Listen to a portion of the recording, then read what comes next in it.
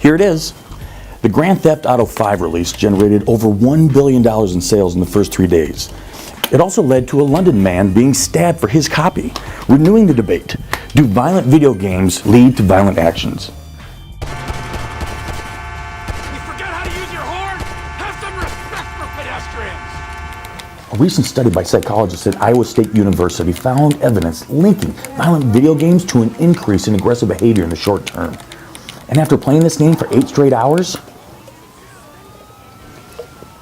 you can certainly understand why. The vulgarity, nudity, and extreme violence have all been kicked up a notch in this latest edition. But does long-term exposure to violent video games necessarily lead to violent acts? In a New York Times article, Craig Anderson, one of the authors of the Iowa State study, said that extreme acts of violence like school shootings aren't necessarily the result of one factor. If you look at the literature, he thinks it's clear that violent media is one of the factors. It's not the largest, but it's also not one of the smallest.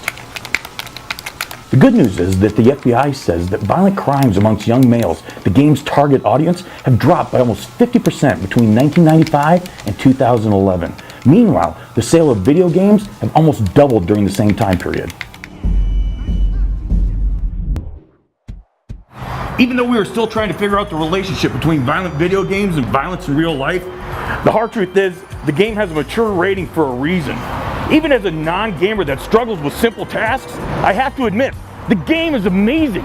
But don't be an idiot and become addicted to playing just another fantasy game. Put the controller down and go do real-world yoga. Thank you. Have a good day.